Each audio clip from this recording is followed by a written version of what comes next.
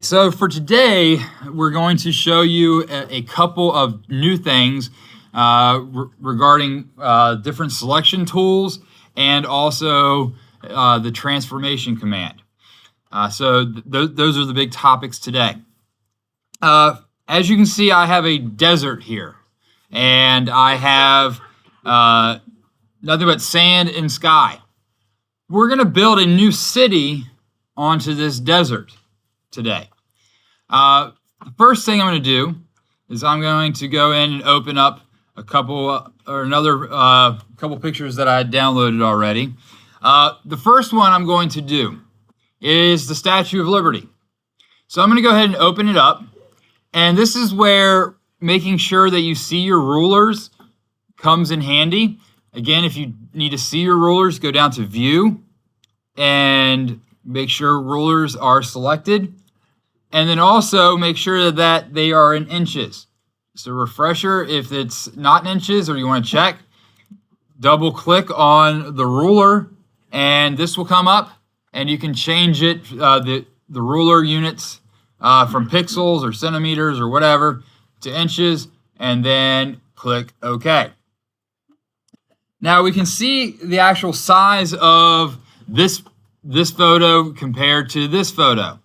This photo opened up and it was roughly a little more than 9.5 inches long by a little over 6 inches high. Statue of Liberty is a little bit smaller, right around 6 inches tall by 4.5 inches, or a little less than 4.5 inches. Now, today, we're going to show you different selection tools. Now, with the selection tools that I'm going to show you, there are a couple different examples that I'm going to use. Anytime you have a selection tool, like this is called the rectangular marquee tool, I could come in and I could just do like this, and that area is selected. Anytime you have an area selected and you want to deselect it, you could always click here. But again, with the shortcut keys on the keyboard, which I hope you will get familiar with, you can do Control D and it'll deselect everything. You have also an elliptical marquee tool that does basically like an oval or even a circle, etc. And it tells you the size of it where it says W and H, that the width and height. Same thing. I'm going to go ahead and deselect. Now, I'm going to go in and show you the quick selection tool to start off. Now that, again, if you click and hold any tool where it has a triangle, it has a list of sub tools for you there. First one I'm going to show you is the quick selection tool. Okay, and it's under... if you have your toolbar like side by side, it would be this one right here underneath this one. If your toolbar is like this, it will be the fourth one down. Just hold and go to quick selection tool. Again, I recommend going to Windows for your workspace, go to photography, and it will set it up as a very user-friendly workspace for you. I'm going to go ahead and zoom in. Again, you can do Control plus. Or if you have a mouse with a roller wheel, you can hold down the Alt button and you can zoom in. And by holding down the Alt and the roller wheel. From here, for the quick selection tool, I've got a couple of things I want to point out. One, your brush size. I have it at 30 pixels right now. I'm going to reduce that down to around 19 so I can be a little bit more accurate. This part up here, that is, you're going to create a new selection. So if I were to click and hold down one time, boom, I'm selecting this part of the Statue of Liberty. Now, if I go to the plus, I can add to that selection. So I can take, and this is where zooming in and even reducing the size of my brush can help you get more accurate of a selection. So I'm at the plus, and I'm adding to the selection. So wherever you see the dotted lines, I've now added to the selection here. I'm going to zoom out again. I'm going to scroll up. Notice I don't have this part of her of the statue or over here. So I'm clicking and adding a new selection. And again, with your history, you can see what actions you've done. So I'm going to come in and I'm just going to add, and I'm clicking and adding. I'm going to be a little bit more precise.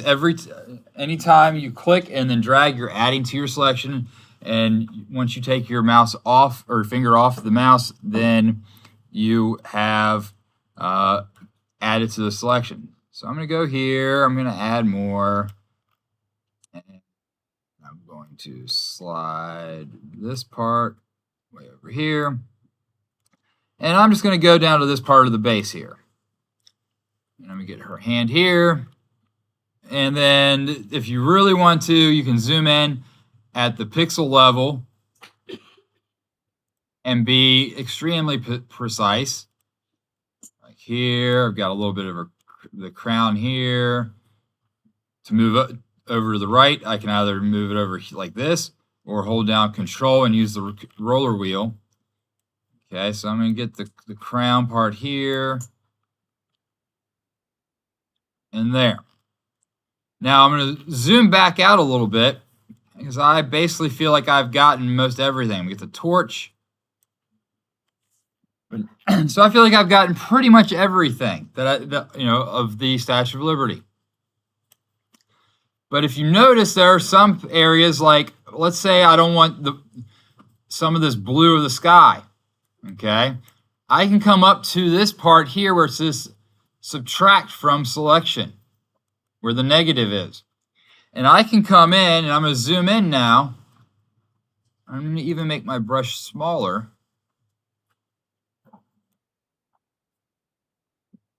And I'm going to subtract from the selection.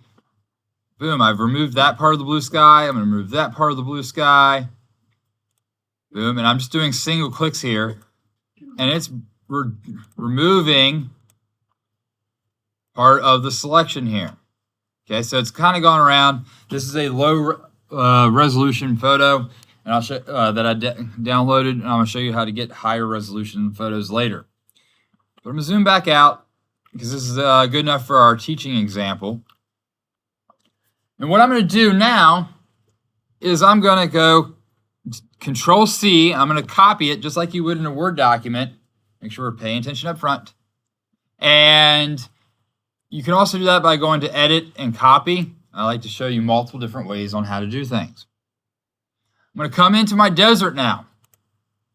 Okay, and notice when I did that, my history from the Statue of Liberty goes away because now I'm on the one with the desert. Okay, so I'm actually going to take my history off for a second so you can see a little bit better. And then I'm going to either go up to my edit part and I'm going to paste, or I'm going to do Control V. Boom, Control V. I just brought the Statue of Liberty into our desert. Bless you. Notice when I pasted the Statue of Liberty in, it created a new layer. So this is where we're starting to use what we learned last class regarding layers. I'm going to come over to my Move tool, and I'm going to click, and I'm going to move the Statue of Liberty. We'll set it like right here's good. And what I can do with this Move tool, and I can take, and I can transfer, use what it's called a transformation command. I can also then, I can also do Control T if the boxes don't show up. But I can take and I can rotate the Statue of Liberty a little bit here. I can take I'm going to put it back here a little bit. And that shows you the degrees that you're moving it. I can make the Statue of Liberty bigger and do the size. And, well, in order to lock in a transformation or move, just hit Enter and it's locked it in. Now here I can also do is hold down the, and I'm working in this layer 1. Always know what layer you're working in, where it's highlighted. So this is what understanding layers is important. So I can hold down the control button, and this is how you can distort the Statue of Liberty a little bit by anchoring down every other box except for the corner that I'm selected on and the 2 boxes adjacent. So this, I clicked on that one, I'm moving this one, and all other ones are stationary. So if you wanted to get creative or you needed to do something, you could experiment around with that. Okay, so I've got that. I'm going to lock it in. Voila. There's my Statue of Liberty. Okay, I'm going to now lock that in. Boom. I'm going to open up now my picture of I stood here when I was in London. I did not take this picture, but this is a Big Ben, and red telephone booths are very popular in London, even though most of them don't work anymore. It's an iconic scene. So this is Big Ben, and I'm going to zoom in, and I'm going to show you another way to do some selecting. This time, I'm going to come over to where it says Selection Brush. Okay, and remember, anytime you hover over something and you see, you can see a little video of how it goes.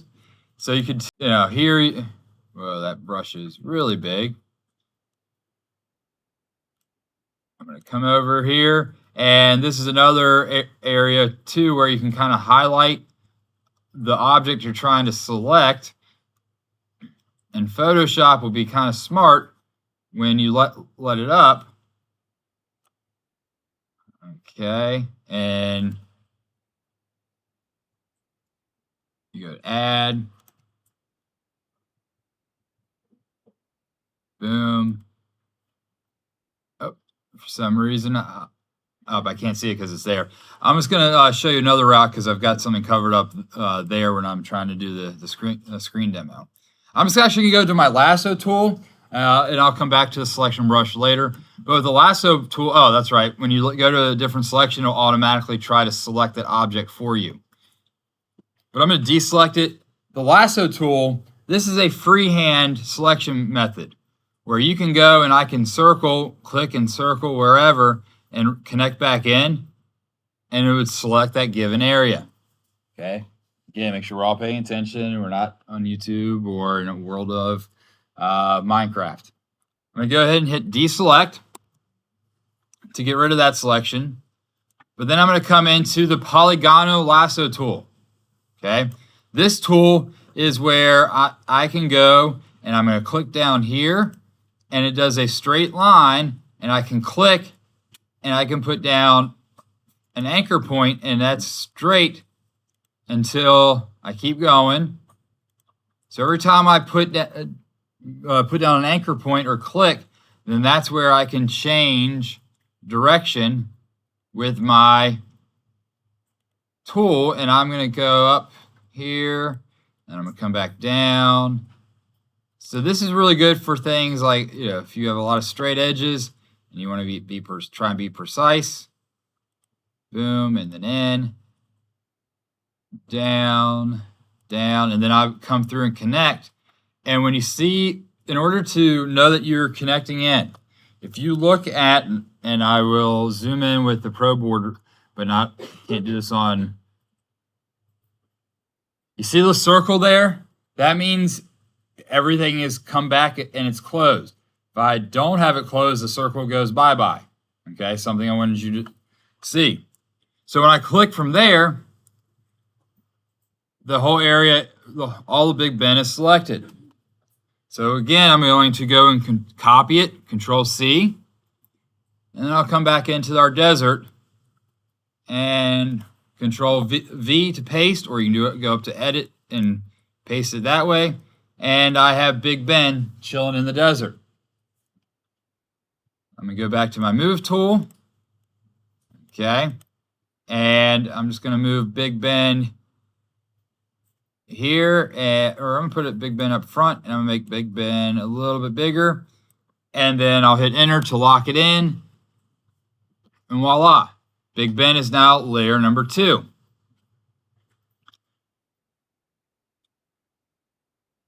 Come in and we'll do the Eiffel Tower.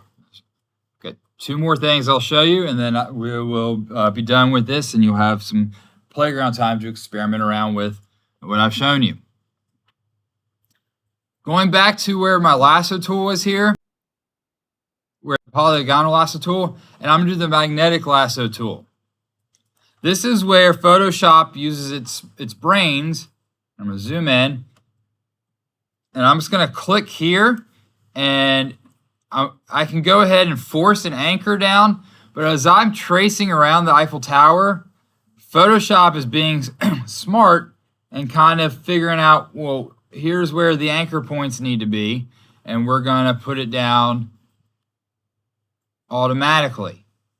Because here it's distinguishing the difference in the Eiffel Tower and the blue sky, so it's putting down the anchor points for me. But I can force putting an anchor point down, but just by simply clicking if I feel like I'm getting a little bit ahead of myself, and to help it out a little bit. So I'm just using this is the magnetic lasso tool. Come back down. And I'm going pretty quick. I'm not even clicking right now. It's putting those down. Boom. Click right there because I want to make sure it gets this part. Coming all the way down here. I'm going to force one there. Boom. And I'm going to come down to the legs here. Boom. Up. And then I'm just going to come straight across to here. Again, the circle, it's closed up. Click, and you see everything that I have here. Now, anytime you have a selection, for example, I'm going to zoom in here, and I'm like, oh shoot, I missed that part of the Eiffel Tower. Then that's when you could come back in, like with your quick selection tool, and go into the plus, and you could even cheat this out a little bit now to make sure you've got all the different parts that you want. Like, ooh, I wanted to have this part of the Eiffel Tower. Okay. And then again, to go over, you can either do this or hold the control and use your roller wheel. I'm going to subtract this selection because I don't want this part of the Eiffel Tower. So I'm coming up here. Got a little too crazy there, and this is where it takes some time, sometimes some fine tuning to get exactly what you want. You guys are doing a great job following along, so thank you. Lastly, I'm just going to remove this part of the selection right up in here because I just want the legs and I don't want this building. All right. So I've got the selection area that I want now. So again, I'm going to do Control V to copy it, or excuse me, Control C to copy it, and then I'm going to come back into my desert. Boom, there's the Eiffel Tower. And again, if I wanted to move it around, I can by putting it wherever. Let's put the Eiffel Tower a little bit smaller. Let's put the Eiffel Tower in the distance. Boom.